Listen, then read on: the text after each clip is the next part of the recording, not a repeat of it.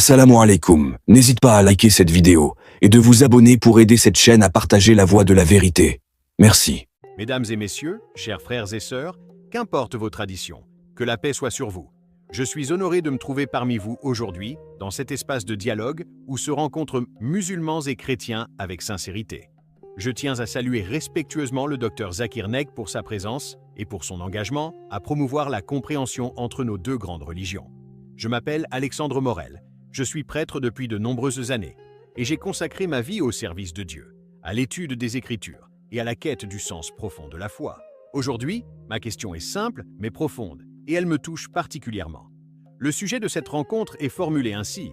Le prêtre embrasse l'islam après une rencontre choc avec le docteur Zakir Naik révélant la vérité. Alors, docteur, ma question est, qu'est-ce qui, selon vous, dans l'islam, constitue cette vérité si forte, si irrésistible, au point de toucher même un prêtre chrétien et de le conduire à embrasser l'islam? Quelle est cette lumière capable de bouleverser le cœur d'un homme engagé depuis des décennies dans le christianisme? Père Alexandre, merci pour votre question très pertinente et pour votre salut chaleureux. Je respecte profondément votre parcours, votre sincérité et votre quête de vérité. Et je tiens à saluer également notre cher public, composé de musulmans et de chrétiens, venus aujourd'hui pour écouter, comprendre, réfléchir et peut-être se rapprocher davantage dans la connaissance de Dieu. Votre question, Père Alexandre, est au cœur de ce que l'islam représente. Lorsque vous demandez « Qu'est-ce qui, dans l'islam, peut bouleverser le cœur d'un prêtre au point d'accepter l'islam ?» Cela nous conduit à examiner la nature même de l'islam. Et la réponse ne vient pas de moi, mais des paroles d'Allah dans le noble Coran, ainsi que des enseignements authentiques du prophète Mohammed. Permettez-moi de commencer par rappeler un principe fondamental.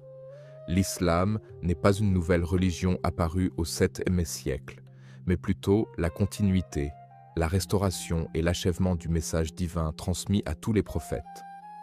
Allah dit dans le Coran, dans la sourate Al-Maïda 5.3, « Aujourd'hui, j'ai parachevé pour vous votre religion et accompli sur vous mon bienfait, et j'agrée l'islam comme religion pour vous. » Ce verset est l'un des plus profonds du Coran, car il exprime que la révélation islamique n'est pas uniquement un système de croyances, mais la culmination d'une histoire prophétique vieille de milliers d'années.